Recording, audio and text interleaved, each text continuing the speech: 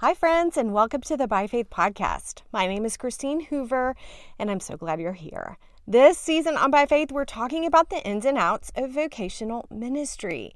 I hope since last week you've had an opportunity to pick up my new book, How to Thrive as a Pastor's Wife, and begin reading. I would love to hear from you. What is resonating with you? What is helping you? If you haven't yet gotten the book and maybe you aren't such a big reader, I want you to know that the book is also available as an audiobook. I had the wonderful privilege of being able to narrate my own book, and the whole time I recorded, I thought about sitting across the table from a fellow pastor's wife and listening and chatting together about all things ministry. So I hope if you love listening to books, you'll grab a copy at the link in my show notes. Today's episode of By Faith is going to be a bit different than usual. It's actually an episode of a different podcast called The Glass House. The Glass House is a podcast hosted by Ben and Lynley Mandrell, who were my guests a few episodes back. Ben is the president of Lifeway, but before that, he was a pastor at a church in Colorado. He and Lynley are prioritizing investing into pastors through this new role at Lifeway, and to that end, they've created The Glass House. It is a phenomenal podcast that I love listening to each week because it's raw, it's helpful, and it makes me feel less crazy at times. Anyway, the Mandrells had my husband Kyle and I on The Glass House last year. I wanted to share both The Glass House podcast and this conversation with you. So here, friends, is that conversation.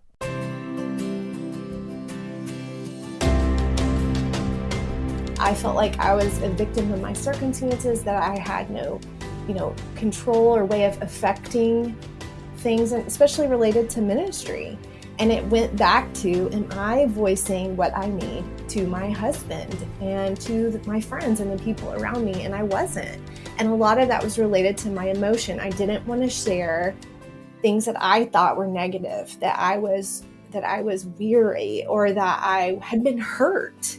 I just wanted to move past that and keep going. Hey guys, you're listening to The Glass House, hosted by Lifeway. We are Ben and Lynley Mandrell, and we have conversations with leaders who have experienced the stress of ministry and have sensed a spotlight on their personal lives. We want to encourage ministry families and provide a glimpse inside their glass house. Hey guys, welcome to The Glass House. We've been talking about emotions and ministry, and today is the crescendo. We're going to talk about gladness, which is the emotion we all want to feel. Kyle and Christine Hoover are thoughtful, engaging frontline church leaders. Kyle pastors a church in Charlottesville, Virginia, Charlottesville Community Church, and he and Christine just have so much to say. Recently, we saw a post on social media that Christine put out there sharing what they've learned about emotions and ministry, and it so resonated with the tenor of The Glass House, we thought we've got to have them on the show. So stay tuned. You're going to love this discussion. Well, Kyle and Christine, it's so great to have you on the show, and one of the reasons we wanted to have you on the show is that you put out a post on social media not long ago that just kind of rocked our world. We read it. We were like, they are living in our house. And you were talking about why it's so difficult at the end of the day to process feelings and emotions versus just rattling off on events of the day. So talk a little bit about what motivated you to post that and what was going on in your life. Well, a lot of things have been going on in our life and our marriage. I think over the past year, for everybody, COVID has brought a lot to the surface. And for us as a pastor and a pastor's wife, mom and a dad, husband and wife, we were realizing that we did not take care of our emotional health, that we weren't connecting with one another on an emotional level as well as we thought we were, and how we were handling our emotions instead. And I would say they were negative emotions, but I don't think any emotion we have is a negative emotion. I think God has given us emotions to help us to know what's going on inside of us. But we were dealing with those things pretty much individually. We would go off in our corner and figure things out. And we were really feeling disconnected as a couple, coming to some hard realizations that we had drifted in our relationship. And because of the COVID season being so stressful, we were feeling that stress and pressure, not only with church leadership, but in our marriage. And so we sought counseling, and our counselor kind of helped us to see that it was the emotional health that was missing in our relationship. And just as we've continued growing in this, I personally have become very, and I think he has too, become very passionate about talking about these things, which I'm glad you guys are on the podcast.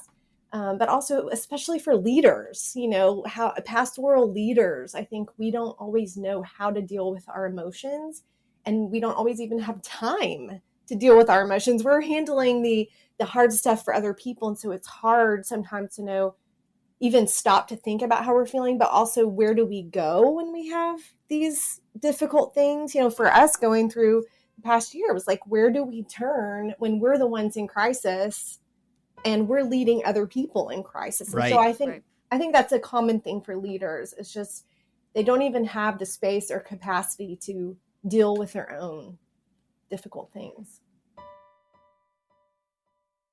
One of the things Christine said that I think resonates with us, we want to talk about, is when you're always dealing with other people's hurts, other people's families' problems, and their own physical problems and spiritual problems, you rarely take time to assess your own problems. And we all are human beings dealing with our own stuff. And if we do anything with this podcast, we hope it gives you a place every week to just stop and process some of your own junk. And when you don't take time to do that, you just kind of live with all that pressure in your life, which means you can't really take care of people well when you're doing that. Yeah, but I think the beauty of pastoral ministry, if you want to stay unhealthy, I don't say that snarky, but you can stay so busy with everybody else's problems and kind of just minimize yours. And and you can go on like that for a really long time of just saying, you can tend to continue to say, well, I don't have it as bad as so-and-so. And I haven't had this terrible experience like them, so my problems really aren't that bad. And you can just continue to minimize yours until you get to a place of where we were, honestly, of just, okay, are we going to be able to do this? Because, what was from the outside looked really good. It just looked like everything was fine. And then all of a sudden it was, we were just basically done. Didn't know what to do. I think one of the issues you and I have talked about for years and years and years is what I call once we get past this syndrome. And I've said this to you so many times. Hey, once I just get past this meeting, this event, this speaking deal, this problem with the staff person, once I get this behind me. That's when I say the very next one will be there. And you're like, no, it'll right. be good. Everything will be good. It reminds me when you're at the beach with the kids and you have this sand hole, like you've built this hole and there's water in it. And you pull the water out and you look down and it's full again. Mm-hmm. Like that's how ministry works. And the more you bail the water, you look down and it's right back in there. And you fix one issue or you resolve one issue or you bring peace to one issue and then something else is broken or chaotic and needing attention. And what's lost in all that, if you're not careful, is you're depleting energy. Mm-hmm. Everything you give yourself to requires energy. And then you find out one day that I don't have any energy left. I don't have any love left for people. I don't have any care left for people. And I've kind of lost myself in the midst of this. Mm-hmm. But I think that's the point of this podcast, is for people to kind of break that mold of, don't listen to your heart, don't trust your emotions, in that if you can trust them some, you can find the gladness. People are in ministry because they want to serve other people. That is why you get into ministry.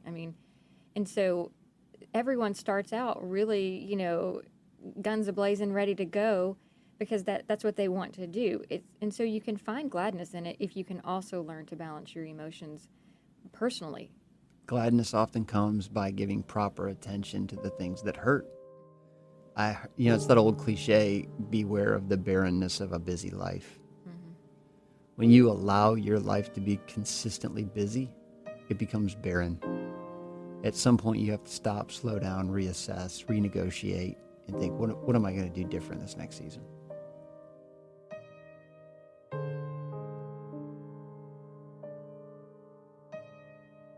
Kyle, talk about your personality. Do you internalize things? Is it natural for you to share your feelings?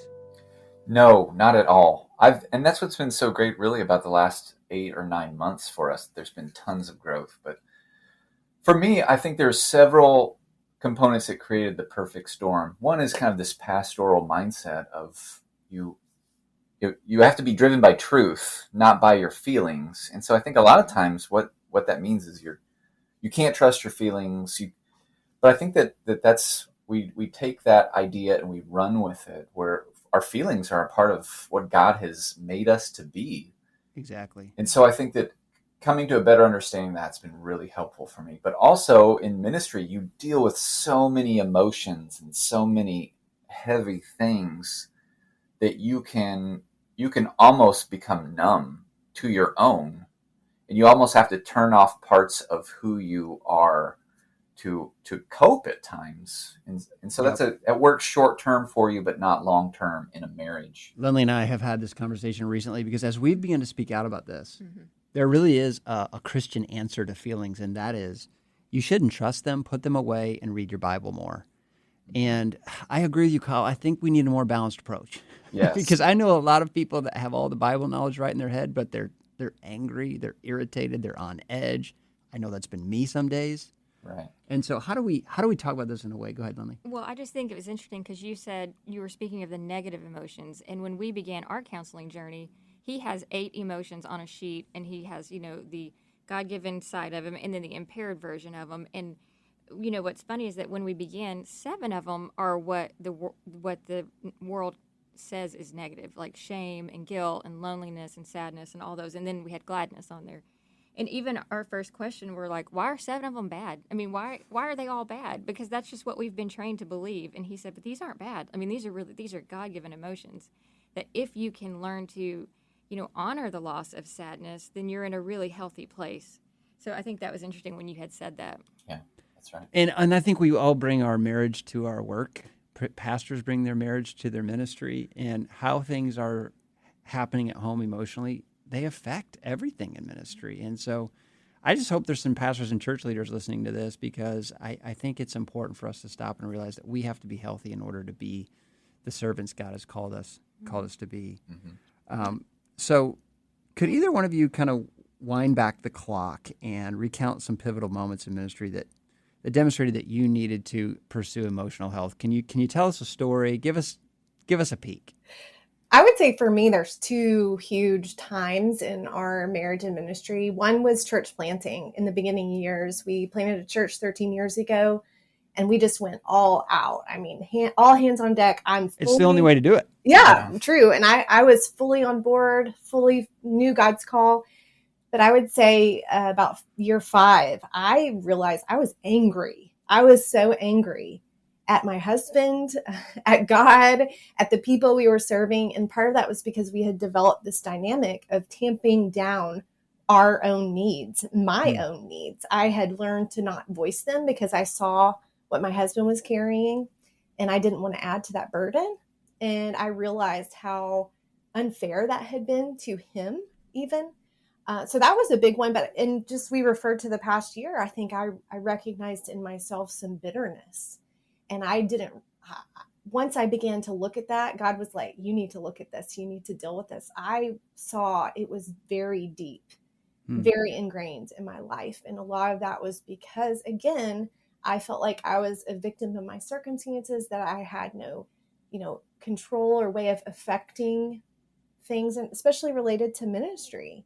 And it went back to, am I voicing what I need to my husband and to my friends and the people around me? And I wasn't. And a lot of that was related to my emotion. I didn't want to share things that I thought were negative, that I was weary, or that I had been hurt. I just wanted to move past that and keep going. And so I would say those are two times where God took that and showed me I needed to make a change. We needed to make a change. That's really good. I think we should stop and talk about this.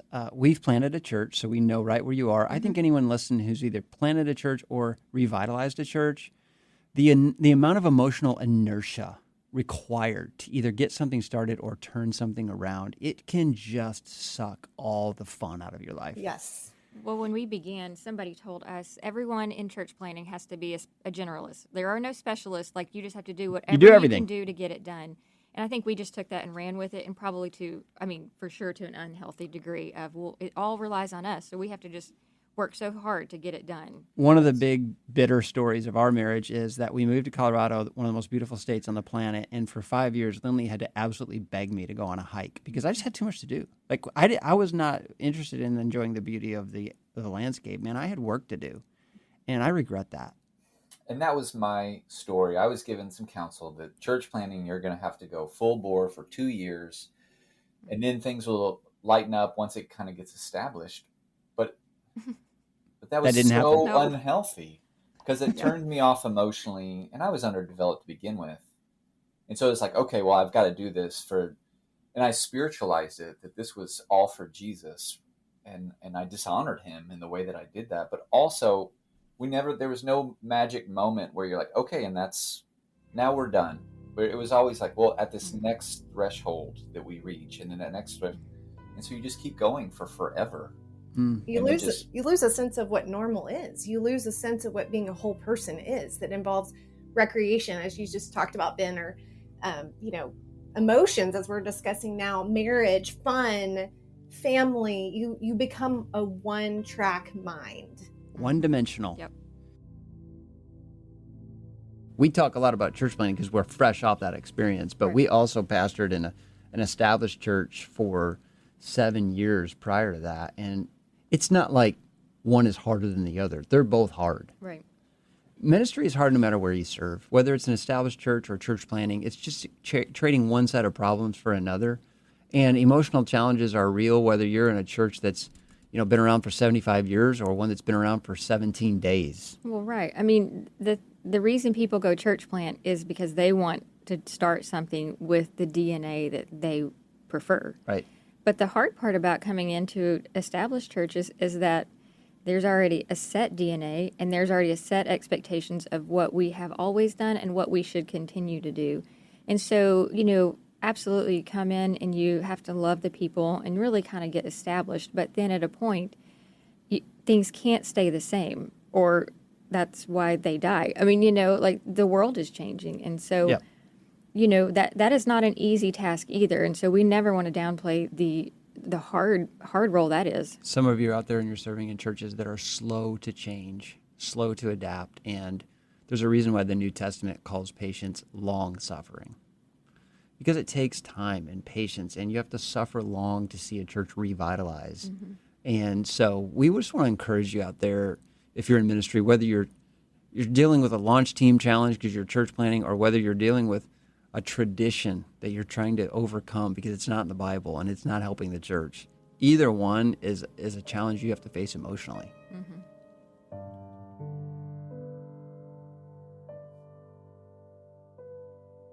You guys have learned the skill, I mean, I'm sure you're still learning it, but of emotionally checking in with one another. Mm-hmm. Can you say a little bit about that for people who are listening who maybe struggle with that like we do? So this is painful. This feels painful even to talk about how elementary what we do on a daily basis, what that looks like. But on the way home, I'll stop at this elementary school that's right by our house, and I literally will pull out on my phone an emotion wheel or a list of kind of like emotional words, and I'll think of what are those top two things I'll kind of mark through my day and kind of consider it and be like, all right, well, these are the 2 words I'm going to share with her. And so I'll go home and more so than just what we used to do, which is mark through with the events of the day, I'll share my 2 words. Wow. And then she'll be like, the immediate question is, why did you feel that? And then we'll talk through, and it's just led to tons more relational and emotional intimacy because we start with how we felt and what happened. Mm-hmm. And so that's awesome. Yeah. Kyle, can you give us a word you gave her recently? Like what's something you felt recently that you shared that's not too I told her that as this week has progressed, my emotional words have gotten increasingly, as we like to put, negative. And so yesterday was frustrated and sad. And so over the course of yesterday, there was just found out some folks leaving our church because of different reasons that made me sad, but also misunderstandings and mischaracterizations of who I am and who I what I said in different meetings that left Yep. me frustrated. And so those were my 2 words for the day. When we were listening with Christine and Kyle, we were talking about emotions and just kind of referring to how they have there's such a connotation that all emotions are negative emotions. And even the words we use, even throughout the season of this podcast, is, loneliness, shame, anger, hurt, fear, all those things. Well, our world has taught us that those things are all really bad. And I think just one thing that would be interesting to do is unpack that a little bit, because the healthy side of shame is realizing that you're human and that you have limitations. And so, we feel ashamed because we should have done something or we should have done something else. But in reality, if we could do everything, then we wouldn't need anyone else.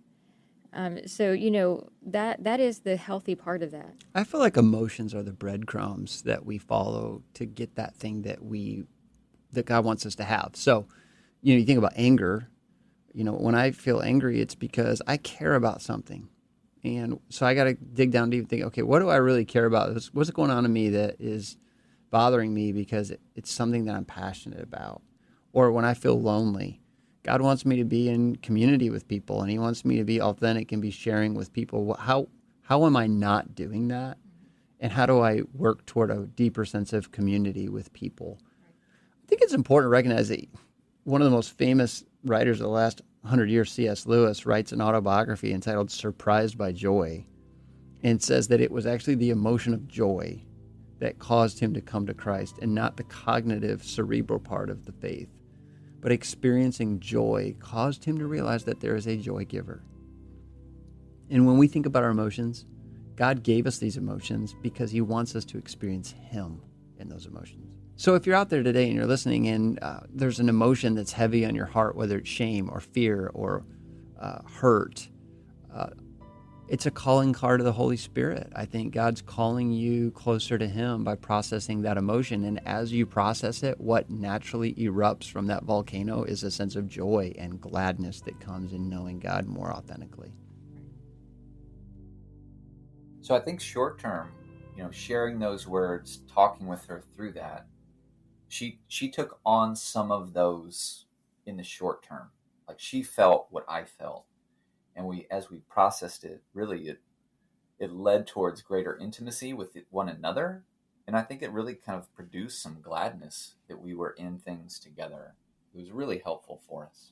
I think I'm learning too how to just receive a person's emotions and join them in it rather than try to talk them out of it. Yeah. That's especially hard to do with our kids, because we do not want our kids to hurt. We do not want them to feel something difficult. And so I especially feel that, wanting to rescue them from that. Mm-hmm.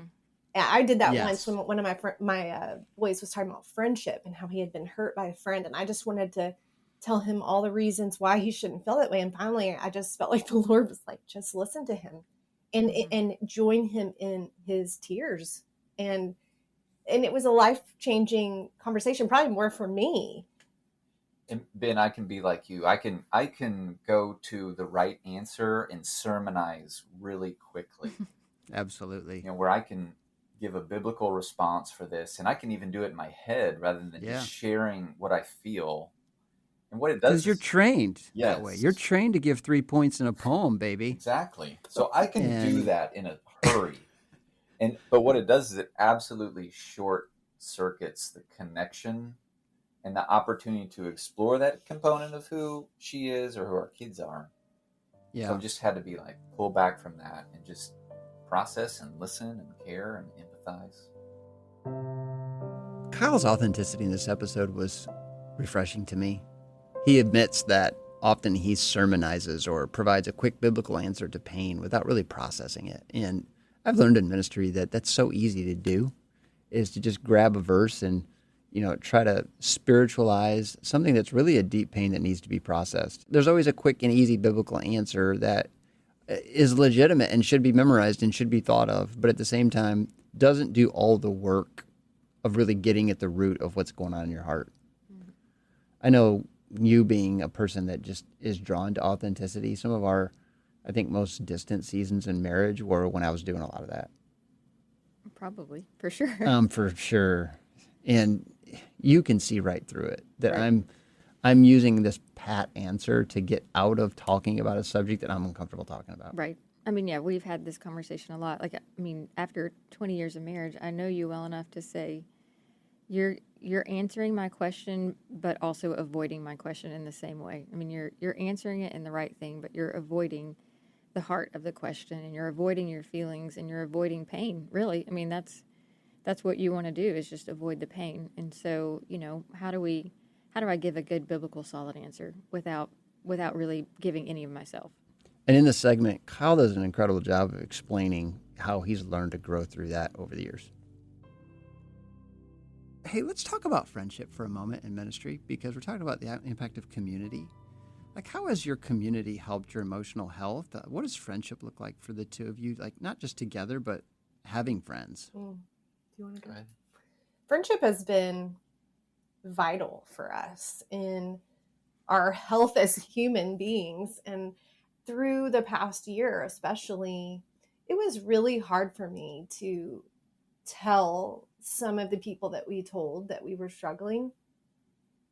But they have been a key for us in moving forward and growing together. One of the reasons we have an elder team at our church, and he talked to a few of the elders specifically and just said, I need you to follow up with me. Here's specific questions I need you to ask me.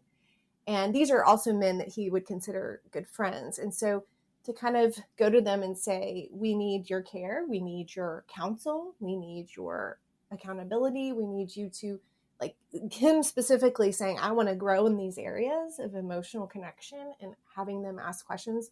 But also for me, the same thing, to be able to say, here's what's going on, and I need your feedback. I need your help, because we're realizing we have not seen clearly, and we need somebody outside of us to be able to say, okay, maybe have you thought about this? We had made a decision that we were going to not talk about church at all in our marriage. Like we need the division. So, and Yeah. one of the elders and his wife said, well, I don't think that's such a great idea, because that's a major part of your life and you can connect over that emotionally. And we're like, oh yeah, like that would be silly to create more individualism rather than togetherness. Yeah. And so community has been really vital for us. And I've just known, I have very good friends, but we didn't connect on an emotional level. And then when I was like, hey, here, I'm struggling. Like, we are struggling. I'm struggling. I'm not going to make it in this current trajectory. And so we just committed to sharing what's really going on with each other. And there's been a level of depth and intimacy even amongst friendships. And I've seen me be able to minister and reach out to them, and they've been there for me. That's been really profound in life. That's really great, man. And I think guys particularly struggle with emotionally connecting with one another. I mean, we just are great at sports talk, and Yes. It's hard to say, hey, I've really been fighting with my wife a lot. I think oftentimes men haven't been taught how to relate emotionally very well, and culturally they've been made to question whether they should relate emotionally. And then I think pastors especially, there's a fear of vulnerability, and there's this sense of like, I've got to be a certain way. And I think pastors also can be really good at asking questions that keep themselves anonymous. That's right. So we can ask questions and have a conversation with anyone. And sometimes we'll do it to avoid difficult topics and conversations as well. Can I tell a story on this? Lynley threw this amazing 40th birthday party for me. And it was a surprise party. She had all these people who love me lined up at the house.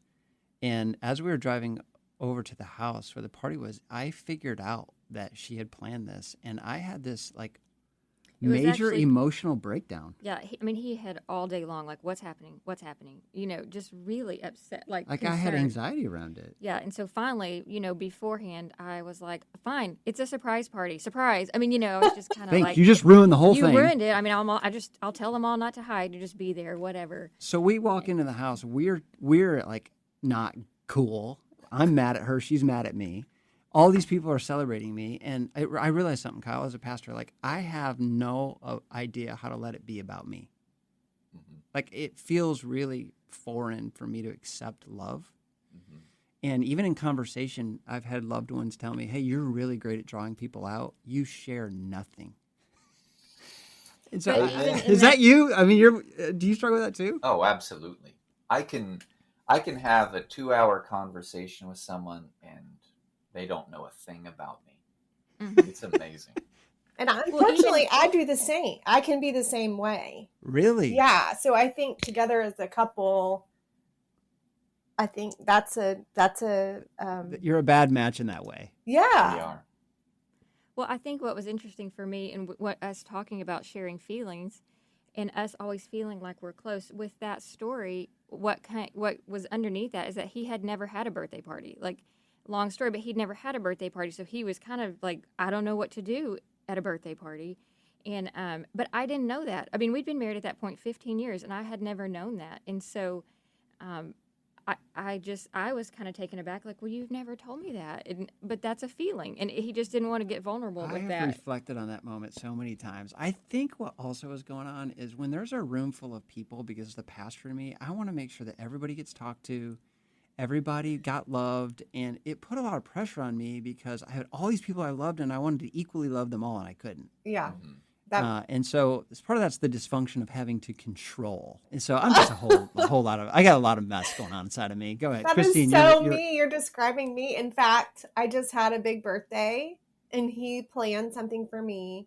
It was one of those video montage things where all these people Mhm. from my life, I still haven't watched it because I'm like, I started watching it and I was like, I can't do it. I can't hear these words. I just feel anxious. It's overwhelming. Yeah. And I'm the same. I struggle to receive things. Hmm. So I can keep people through questions at a distance as well. Rest is such a huge part of being able to minister to people. I think you guys are fresh off a sabbatical. Mm-hmm. What did you learn about yourselves in that time?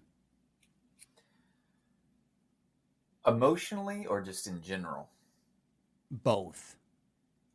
I think one of the big lessons for me was in the midst of COVID and ministry and talking to a million people about masks and vaccines, I had lost track functionally of Jesus and my love for him.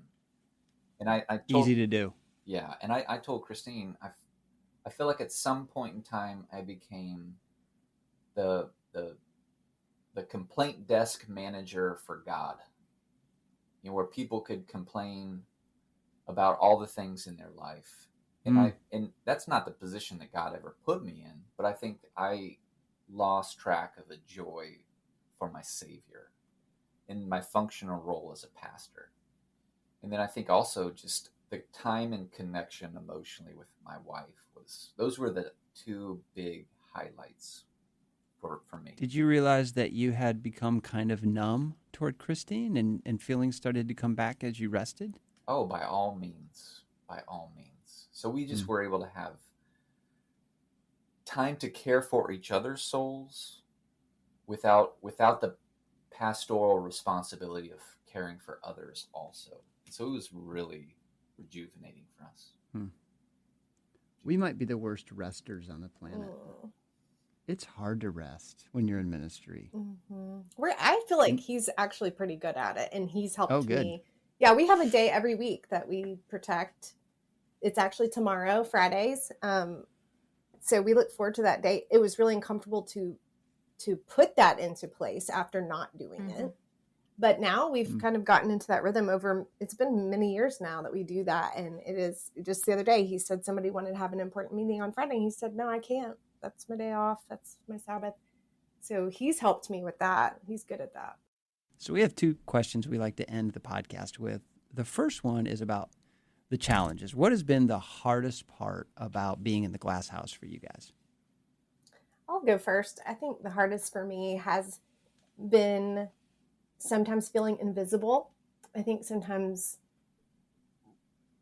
people, I don't know exactly what they're thinking, but sometimes I perceive that they don't see me as an individual apart from my husband, that I am only a pastor's wife. I fill a role, but I'm not a person with needs and preferences and desires and emotions, and also my own work.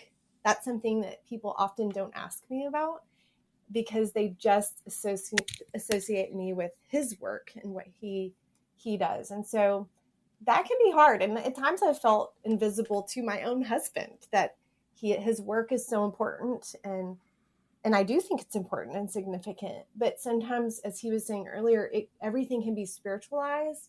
And I have felt sometimes that our marriage was sacrificed for the ministry. And I think a lot of pastors' wives feel that at certain times. So I would say that's been the hardest for me.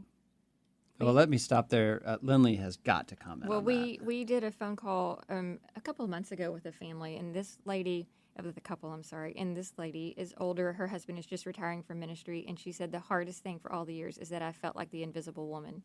And she just said exactly what you've said. And we've talked to several different couples along the way on our journey, and it's almost like every pastor's wife has this struggle of there's supposedly a role, but nobody really knows what that role is, and so it's kind of an unspoken, and it just looks different in every single church, and it turns out to just make everyone feel hard. It's hard, like you don't know what you're supposed to be doing, and you do turn out feeling invisible. It's an impossible place for a pastor's wife, because if you're passive and weak, people don't respect you because you're just there. But if you're a strong, assertive woman, they say all kinds of mean things about you. I think it's really difficult to manage the tension between the perceptions of what people think you should be. And I've watched that. And Christine, for years. she's active and really tries to use her gifts in the church. And then it's hard because people have expectations of her regularly, but she may not even know what those are. Mm-hmm.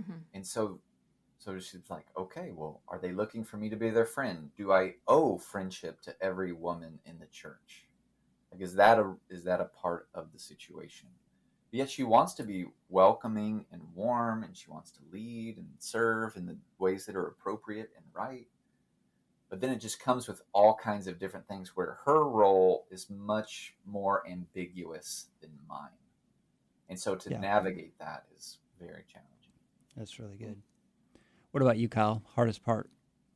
I think sometimes it is hard for the pastor becomes the face of the institution of the church. And so sometimes you feel like you are not seen as a person. And so sometimes people will say really hurtful things about the church, and they don't know that they don't connect that that's can be really hard for you personally. That's actually you making that decision. Yeah, it's like, well, I was a part of that. So, I think those are difficult.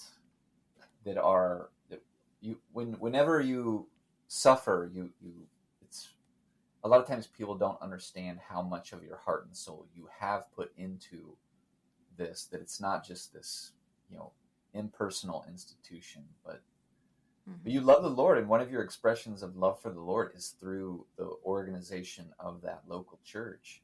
And so your heart's behind it, and sometimes people can, people's leaving and how they leave. People are always going to be leaving and joining different churches, but even how they do that can be hurtful. But you suffer quietly some things in ways that people will never really understand. And that's right. That's just a part of it. It is. It is. That's the glass house. Yeah, truly. One thing that we wanted to ask, one of the last questions, is that, it is very difficult, but it's also really rewarding. So, what has been the most rewarding part of being in ministry, living in the glass house, you guys? I really like that we get to do this together. We often say if he was a copier salesman, I wouldn't go with him to do what he does. I wouldn't know his coworkers. I wouldn't know his clients. And I get to be a part of it with him. And not only us, but our kids, they've seen a church start from the ground up. They've had missionaries at the dining room table with us. And they've had people in our church, at the dining room table. So they've gotten to see what God has done in the lives of the people that we serve. So what a joy that we get to do that as a family, and what a joy we get to do that as a couple. Yeah, I equate it. It's a front row seat to see what God's doing. I get to look out in a congregation of people and see God's work in different stories in people's lives. And so when I look out and see people, I see incredible overcoming, incredible faith, incredible struggle. And it's a joy. It's a joy to pour your life out for the sake of the gospel. And I just, you get called upon in people's deepest pain and greatest joys, and you get to speak to them the good news of Christ. And it's really, it's an honor and a privilege.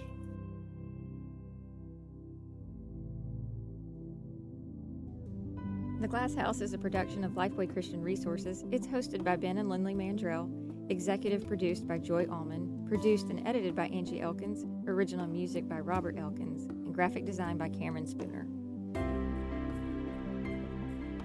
Thanks for listening to The Glass House, where we hope to shed light on the dark places of ministry, one conversation at a time.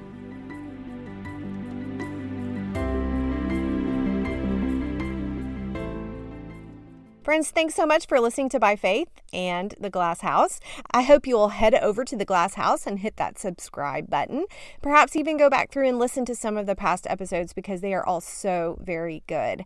Thank you to Lifeway and to the Mandrells for letting me share this episode with you today. Friends, join me next week as I chat with Natasha Robertson. Natasha and her husband planted a church in New York City, and she joins me to talk about boundaries. Why we need them, how to create them, and how to keep them. You are going to love this conversation. Until then, friends, have a great week and keep walking forward by faith.